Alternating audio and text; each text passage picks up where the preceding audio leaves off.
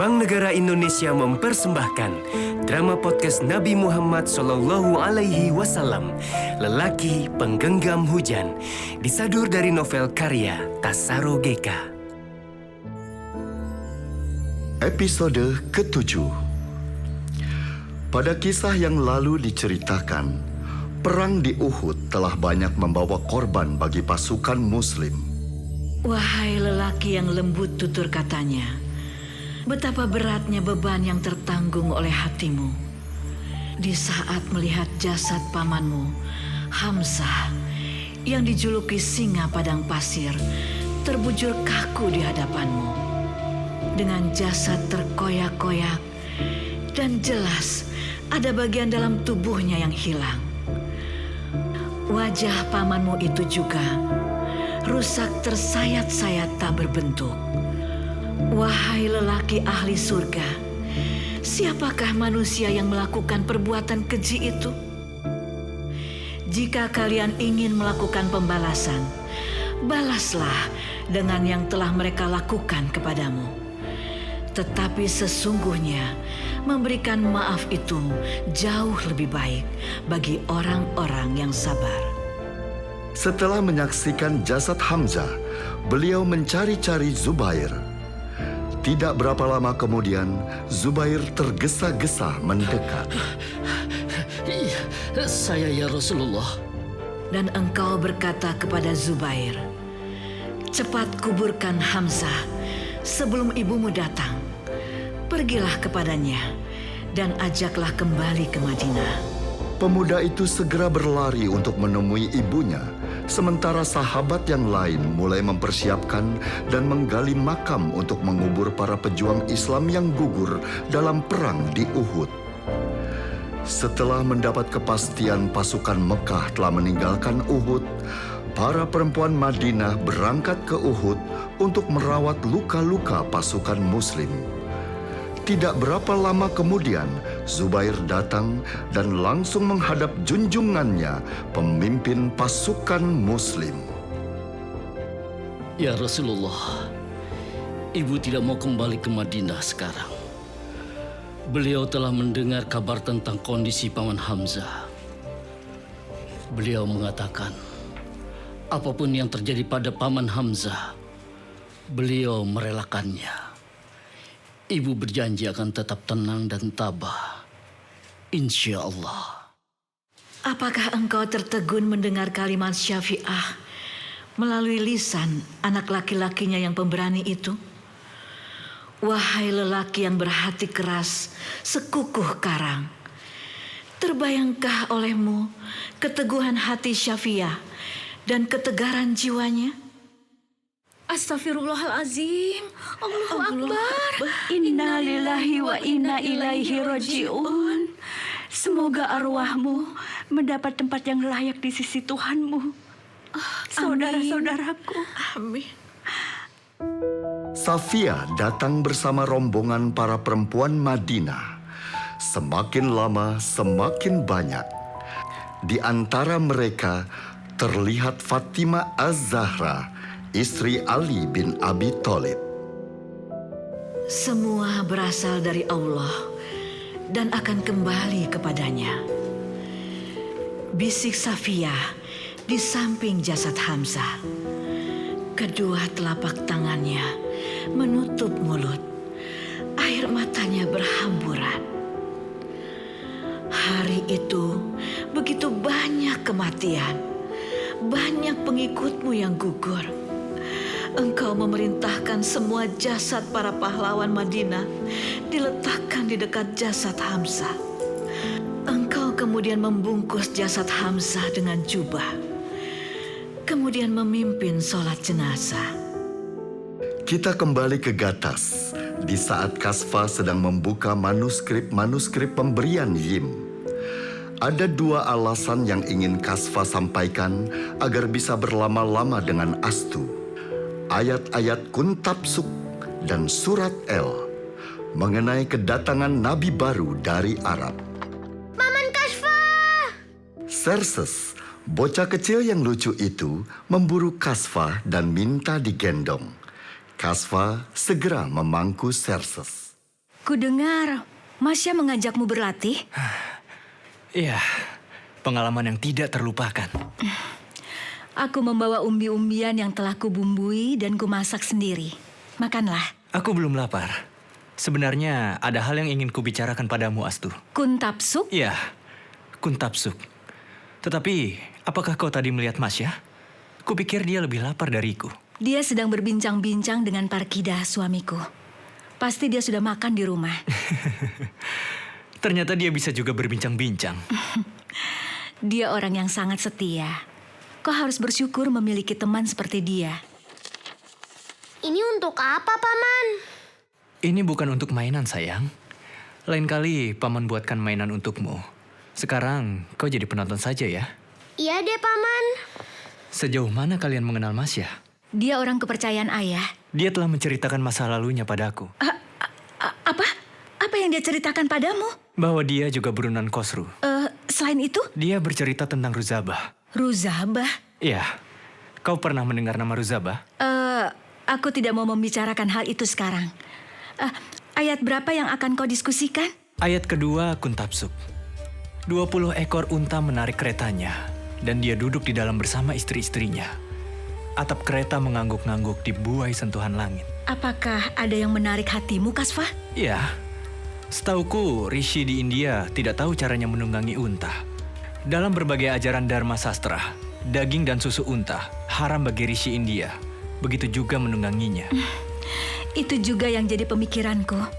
Pandangan Kasfa menggantung pada bibir Astu. Dia mengharap Astu melanjutkan kata-katanya. Apa yang kau pikirkan, Astu?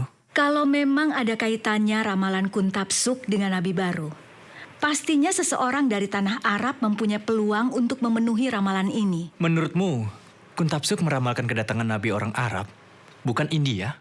Jika kita bertahan pada argumentasi ayat kedua Kuntapsuk, kemungkinan punya alasan yang kuat. Perhatikan juga ini. Ini mengenai Nabi yang dijanjikan itu. Dia memberikan pada Mama Rishi 100 koin emas, 10 rangkaian bunga, 300 kuda tunggangan, dan 10.000 ekor sapi. Ini tidak mudah. Sudah lama aku mencoba memikirkan tafsirnya, tetapi belum juga menemukannya. Nama Mamah tidak ada referensinya di India maupun dalam tradisi kenabian dari belahan dunia manapun. Aku mulai berpikir, kata Mamah berakar pada kata Mah, yang berarti sangat terpuji, dihormati, dihargai atau disanjung. Itu bermakna sesuatu? Aku belum yakin. Kau sudah menemukan makna 100 koin emas yang diberikan Mamah Rishi? Ya, tetapi tidak terlalu yakin. Kawanku seorang pandit dari India pernah membincangkan perihal yang dianggap sebagai komentar atas Yazur Weda. Emas digunakan sebagai kekuatan spiritual seorang manusia. Kekuatan yang menembus semua kesukaran dan cobaan. Jadi koin emas perumpamaan manusia-manusia pilihan? Ya, begitu juga dengan 10 rangkaian bunga. Aku memperkirakan simbol ini sebagai perlambang orang-orang berkepribadian istimewa. Bagaimana dengan 300 kuda tunggangan? Apakah ini simbol juga? Kau punya penjelasan makna angka 300 itu? Aku belum tahu. Banyak hal yang harus diperiksa untuk menerjemahkan simbol itu. 10.000 sapi. Apa makna sesungguhnya? Kupikir itu pun masih tetap simbol.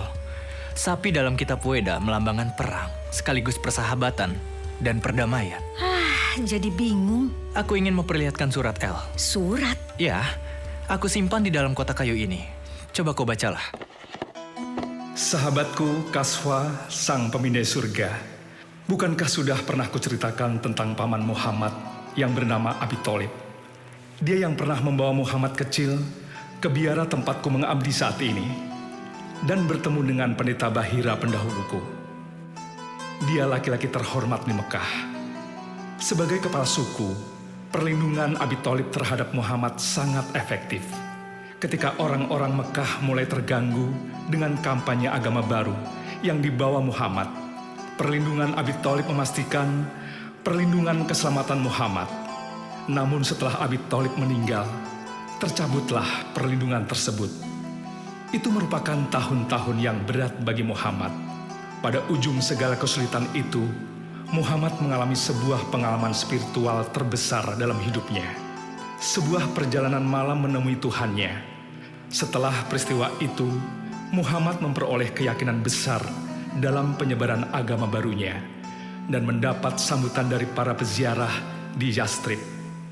Kelak, Muhammad mengubah nama Yastrib menjadi Madinah.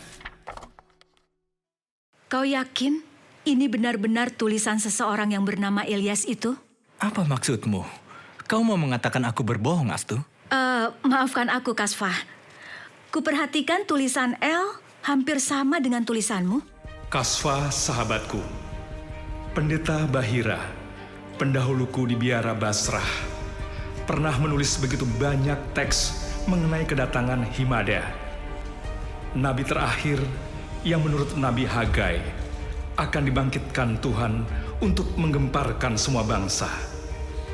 Setahuku, baik orang Yahudi maupun Kristen sama-sama menilai ayat yang berkenaan dengan Himada adalah nubuat penting akan datangnya seorang nabi besar. Kau sepakat dengan apa yang diyakini El? Tentang Himada sebagai oknum manusia, El belum menentukannya. Apakah dia sepakat dengan tafsirannya? Bahwa Himada adalah seorang nabi terakhir atau hanya sebuah ide abstrak? Kau sangat menikmati kajian agama-agama bangsa lain, Kasfah. Jika maksudmu aku melupakan ajaran Zardus, kau salah, Astu. Jadi? Aku hanya ingin meluruskan apa yang diajarkan Zardus, bukan menggantinya. Untuk mengetahui bagaimana agama-agama lain menerjemahkan bahasa Tuhannya adalah proses yang menuntut kecerdasan dan mengasah otak. Bukan berarti kita akan menukar keimanan kita. Sudah petang. Kemarikan Xerxes. Dia sudah tertidur di pangkuanmu. Tunggu. Kami harus segera berada di rumah. Kau telah membunuh dirimu sendiri, Astu. Maksudmu? Kau menjadi orang lain. Setengah dirimu menyukai kebersamaan kita, perbincangan kita. Setengahnya lagi menjadi Astu yang sama sekali tidak kukenal. Aku tidak paham maksudmu, Kasfah. Kemarikan Xerxes? Tidak, aku tidak akan melepaskan Xerxes, kecuali setelah kau menjawab pertanyaanku. Apa yang ingin kau tahu? Apakah engkau bahagia dengan pernikahanmu, Astu? Tentu saja. Sekarang, kemarikan Xerxes? Kau tidak jujur, Astu. Aku sangat mengenal dirimu. Duniamu adalah buku, kitab-kitab, perbincangan filsafat, agama-agama, perbintangan. Bukan menjadi buruh perkebunan, mengurusi suamimu yang tidak mencintaimu, mengelola pekerjaan rumah yang tidak ada habisnya. Bagaimana kau tahu Parkida tidak mencintaiku? Dia tidak akan membiarkan engkau menderita jika dia mencintaimu. Aku tidak menderita. Kau tidak jujur, Astu. Hentikan! Aku tidak akan menghentikan kata-kataku ini. Seumur hidupku, tidak pernah aku menentangmu. Hari ini kau tidak bisa memaksaku untuk diam. Berhentilah menipu dirimu, Astu. Apa yang ingin kau katakan, Kasfah? Astu dan Kasfah saling bertatapan. Dari diskusi masalah agama, sampai analisa Kasfah yang memojokkan Astu bahwa dia menyembunyikan sesuatu yang seharusnya tidak ditutup-tutupi. Nah, apa yang akan terjadi di antara mereka? Drama podcast ini persembahan dari BNI. Sampai jumpa dan nantikan episode selanjutnya hanya di Spotify Podcastless dan YouTube BNI, Bank Negara Indonesia.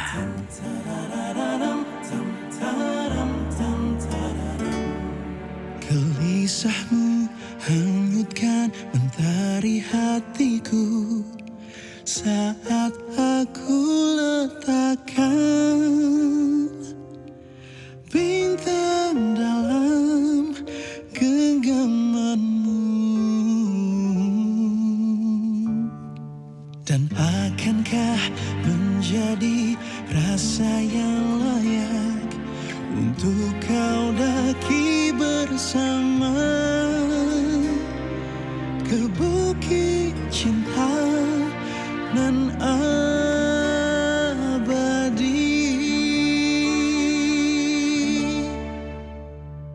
Akan ku bentangkan engkau sayap seluas samudera, akan ku pindai sang surga dalam nyanyian bintang hanya untuk menjadi